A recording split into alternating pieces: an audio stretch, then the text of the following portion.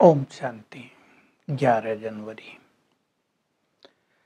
आज बाबा कह रहे हैं, बाप को न जानने के कारण ही सब पतित बन गए हैं।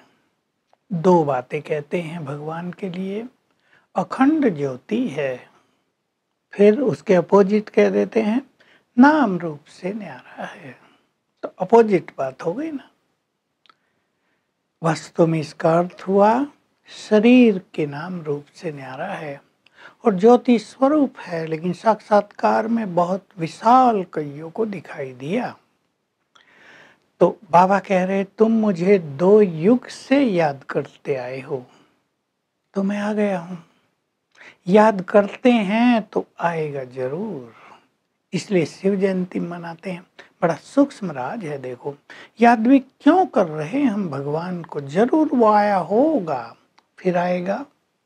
अगर वो आता ही नहीं होता तो उसे याद क्यों करते, उससे मिलने की इच्छा क्यों होती? तो बाबा खुद आकर अपना परिचय देते हैं और कहते हैं, मैं तुम्हें स्वर्ग में भेज देता हूँ। तुम मेरे साथ रहते थे परम धाम में, मैं और तुम वहां रहते थे। तुम्हारे 2 बाप, एक शरीर को जन्म देने वाला, दूसरा मैं पारलौकिक पिता, परम धाम में रहने वाला। तुम भी वहां रहते थे, फिर मैंने तुम्हें स्वर्ग में भेजा था।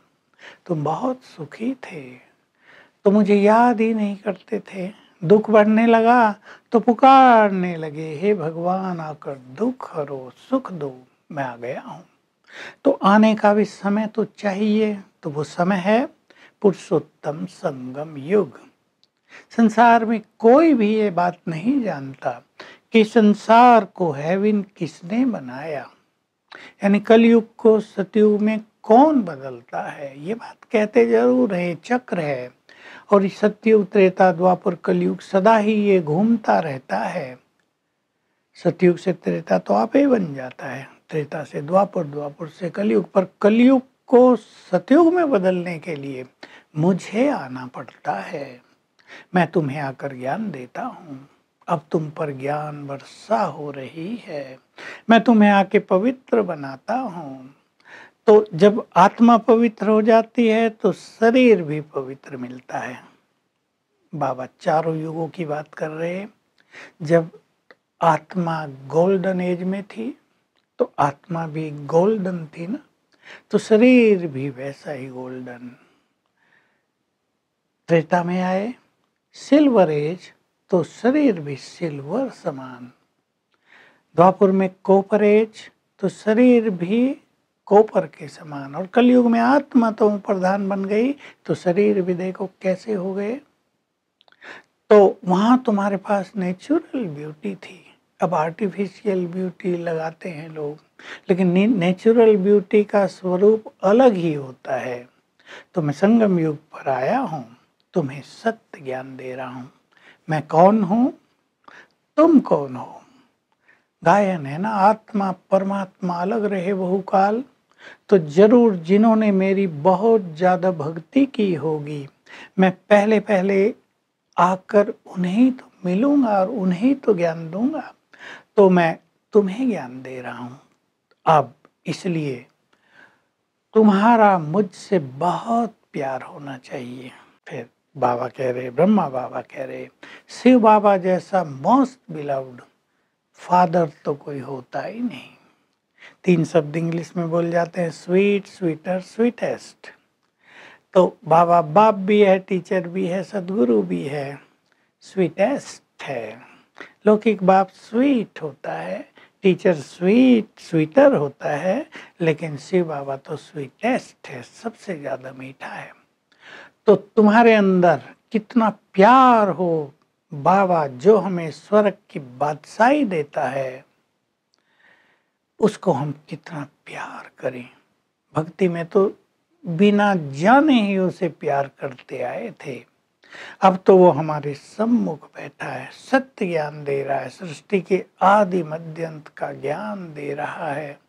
और बार बार कहते हैं बच्चे, ये ज्ञान पहले किसी के पास नहीं था, तुम्हारे शास्त्रों में भी ये ज्ञान नहीं है।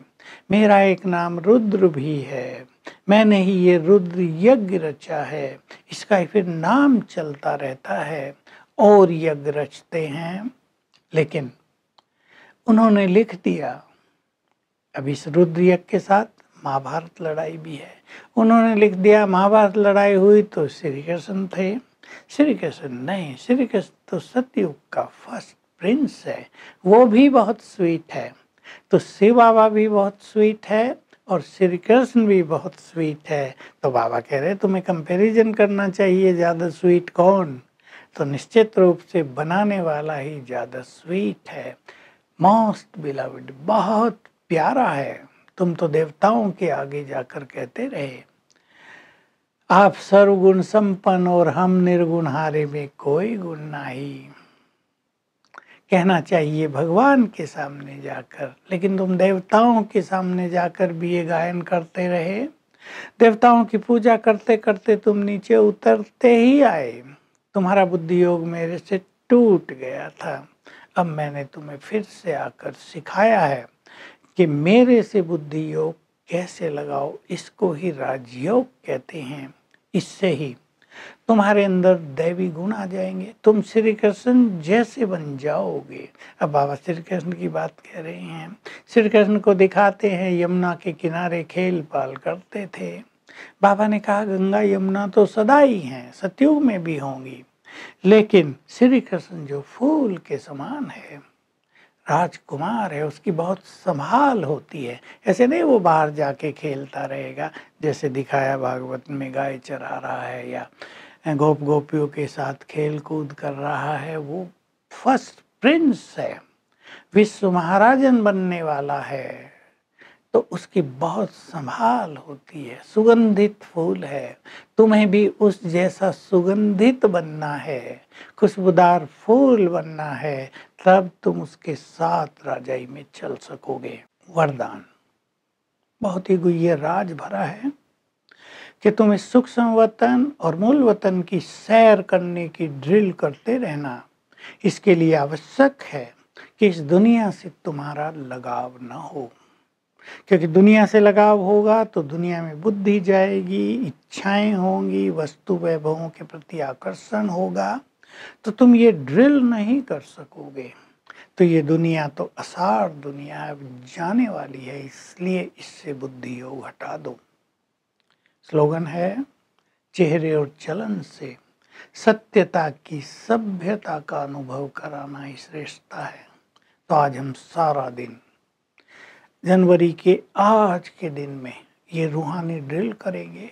मैं आत्मा इस देह में, फिर मैं फरिश्ता हूँ, फरिश्ता बनकर सूक्ष्म वतन में गए, बाप दादा से दृष्टि ली, रूरिहान की, फिर आत्मा बन के परम धाम चले गए, शिव बाबा से शक्तियाँ ली, फिर वापिस अवतरित हुई मैं आत्मा देह में। 3 बार करेंगे ये ड्रिल, मन एकाग्र हो जाएगा और सारे दिन में 5 बार बैठकर इस ड्रिल का अभ्यास करेंगे। तो जनवरी का ये आज का दिन भी अव्यक्त स्थिति में बीत जाएगा। Om Shanti. To watch Peace of Mind channel videos on YouTube, subscribe us on youtube.com/tvpeaceofmind. Just a click for a peaceful life.